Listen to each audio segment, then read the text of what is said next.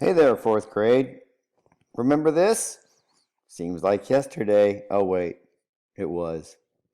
Anyway, we're going to do a little adventure in division today, and I'm going to go back through the algorithm, which you guys have picked up pretty quickly. I think things went pretty well yesterday, but I didn't check in because we ran out of time. But I will be checking in with you today as a group. So just know that we're probably going to meet over in Zoom, and I'll let fifth grade do the Google Meet. Okay. Here we go. So, what's the multiple of 5 that is close to or exactly 49? Well, if we look at the multiples of 5, and we can say, okay, well, first of all, I know that any number, and remember this from 2 days ago when we did the sieve of Eratosthenes. I think I said that right. Eratosthenes. There it is. Anyway, that any number that's a multiple of either 5, that's a multiple of 5 has either a 0 or a 5 in the ones place. Therefore, 49 is not a multiple of 5. So we're going to have to just get close to it without going over, okay? So 45 is as close as it gets. And we know that 45 divided by 5 is 9. And so I showed some of you this method yesterday, and it seemed to catch on. What I like about it is it shows you the work out there to the side, so you know where you got your 45. Now, normally you wouldn't be doing this kind of stuff here. That's just there for illustration purposes, so don't worry about doing that. That just illustrated my mental process, okay? So, back to the problem.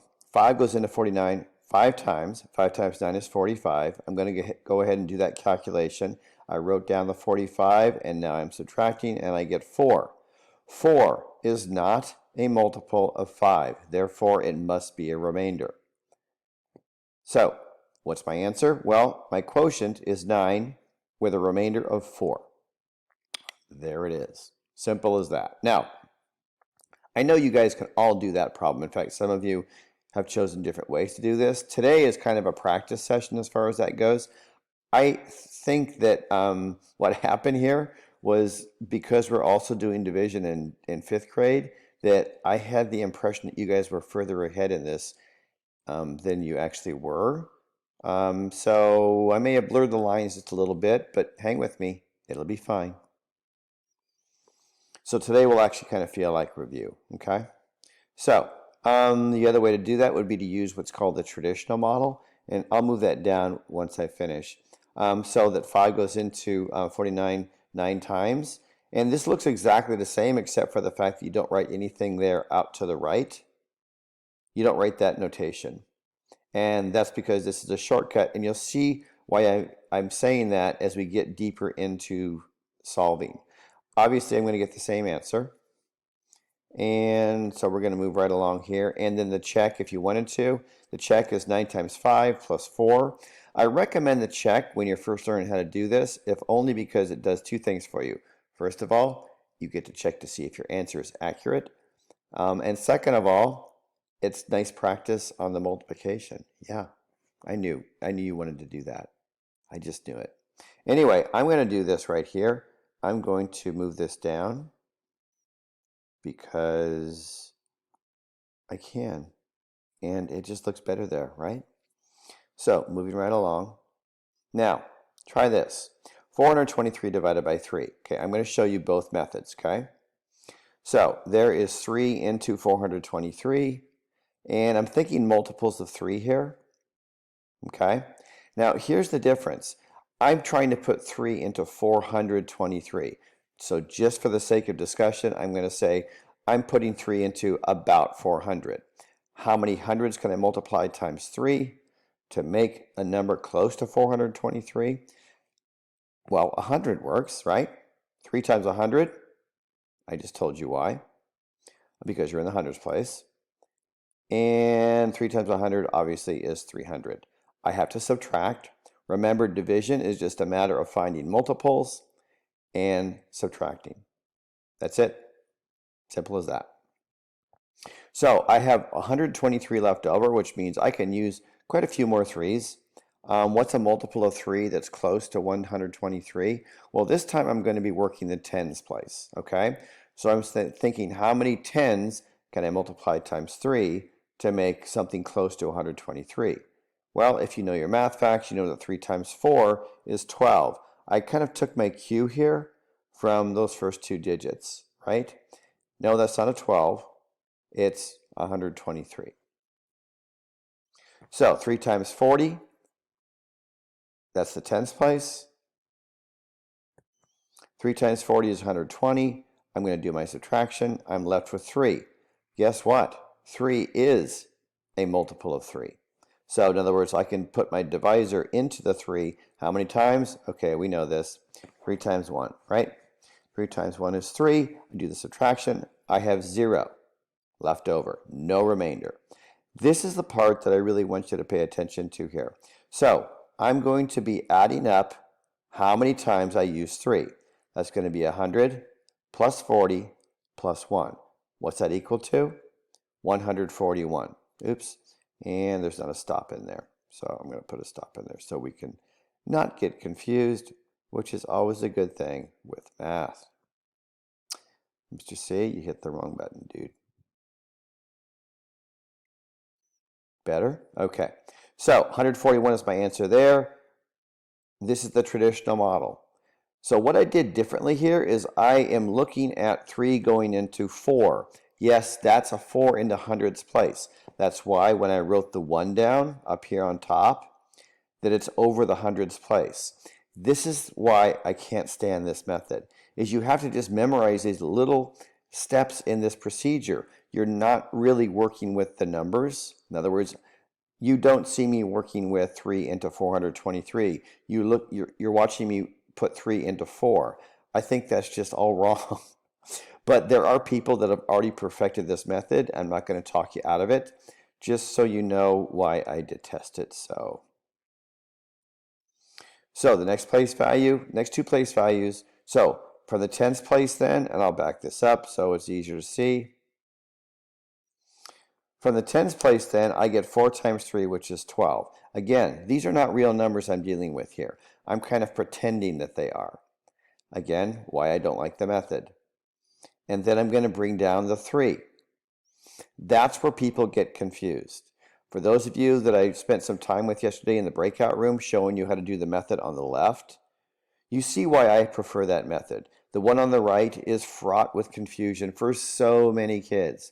And literally, no exaggeration, if I go back, I mean, my last 11 years in 4th grade, I'd say half the class, at least, used the method on the left. At least half. I can even go back into the years I taught 5th grade math 3 times a day. And I would have basically more than half because kids just don't, they have the hardest time understanding this. And I completely get it. It's really breaking so many math rules. It's crazy. So the check, 141 times 3, 423, done and done. One more piece here. I'm going to try again. Yes, I know, you love it so. 3 goes into 783 how many times? Let's see, 3 into 700-ish, right? I'm going to say I'm going to multiply that times, not 100, because that only gives me 300. 200 times 3 gives me 600. 3 times 300 gives me 900. Oops, that's too high. So it's going to have to be 3 times, I just said that, yeah, 300, no. And right, too high, too low, just right. So 3 times 200 is equal to 600. I'm going to do the subtraction. The reason, excuse me, oh, that dinner still tastes good. The reason I did this up here is because I want you to see my mental process. You don't have to write that stuff down, okay? But you might go through that process yourself in your own head. I'll make that go away. Okay, so back to the problem. I've multiplied 3 times 200. I get 600. I subtract that from 783, and I end up with 183. So now I'm thinking to myself, okay, how many tens times 3 gets me close to 183? Guess what? Well, 3 goes into 180 6 times. and this therefore 60, I'm sorry, 60 times. 3 goes into 18. By extension, then 3 times 60 is 180. Again, this is just math facts and place values represented with zeros. So 3 times 60, because I'm working from the tens place. I've already done the hundreds place. That's going to be 180. And I subtract and I get 3. And the same thing as the previous problem. I have 3 left over. 3 divides into 3 once. And there is the quotient ready to be compiled. Note remainder. 200 plus 60 plus 1 is 261. Hopefully this is beginning to make a certain amount of sense. Those of you that I went over this with in the breakout room, you seem to have caught it, but I know sometimes when you sleep on things like that, some of it leaks out of your head in the middle of the night and you have to be refreshed. So if you need me to spend some time with you in a breakout room on this, done deal, we'll get this taken care of, okay? So for those of you who like to use the traditional model, just going to go through this. And my assumption is if you're using the traditional model, I don't even need to go through this procedure with you. I would say also too that if you're not using the traditional model right now, don't. If you feel like the method on the left works for you, stay with it. As far as I'm concerned, you can stay with it through most of your 4th grade year.